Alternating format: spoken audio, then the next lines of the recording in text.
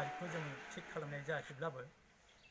डिसेम्बरनि 15-16हालागै जाहैनायनि मोनसे सम्भाबना दं आरो जोङो बेखौ एसे दिम्बाव बा गोलाव खालामनायनि जाहोनानो जाहैबाय बिथाङा सासे दुलाराय बाथौ गौथुमनि गाहाय नेहाथारिजों लोगोसे उदालगुरि जिल्ला हरिसिङा आन्चलिक बायदि आफाद बे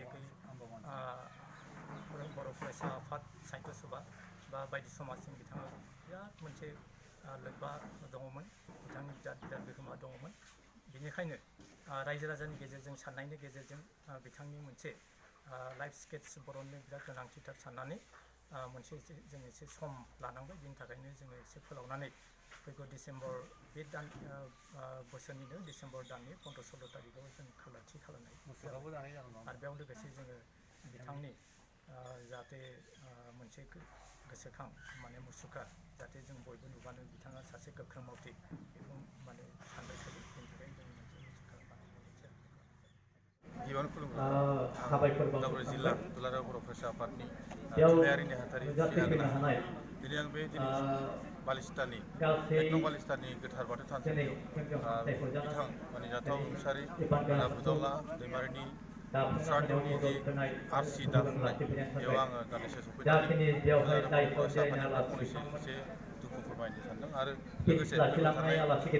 श्राद्ध बेखौ आरो दिनैनि बे आरसि दानायाव आङो माखासे गोजोन बायदिसिना बावनो सानदों दा गिबियावनो आङो साबायखर जासिगोन दिनैनि बे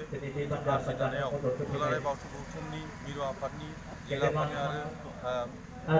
आनसलिक आफादनि दैदेनगिरि बिथांमोननिसिम आङो गिबियावनो साबायखर जासिग्रोबाय लोगोसे नुजाथिफैनो हानाय बिटिसिनि स्पिकार जोंहा त्रिदिप दैमारि बिथांनिसिमबो आं गोजोननायखौ बावग्रोबाय बेनि अनगायैबो जोंहा बर' साहित्य सभा उदालगुरि जिल्लानि आदा सुबुंसा दंफैयो बिथांनोबो आं गिबियावनो साबायखर जासिदों बेनि अनगायैबो जे बाथौ गौथुमनि माइनाव आफाद गागि आफाद गासैनिबो आंनि गोसो गोरबोनि हामलायनायखौ आं जासिग्रोबाय दुलाराय बर' फरायसा आफादनि जानानै दा आं बेयाव बेखौनो जाबदेरनो सानदों जे आदा बिथां बुदावला दैमारि आदाया जे दिनैनि थारिखल' नङा बिथाङा गोदोनिफ्राय जे आबसुनि आन्दलन आलादा बदल रायजो दाबिनायाव जे दुं दुं हाव हाव मोनसे बारहावा दङमोन बे अबस्थाखौ बिथाङा आम्बागाव आनसलिक आबसुनि आफादगिरि जानानै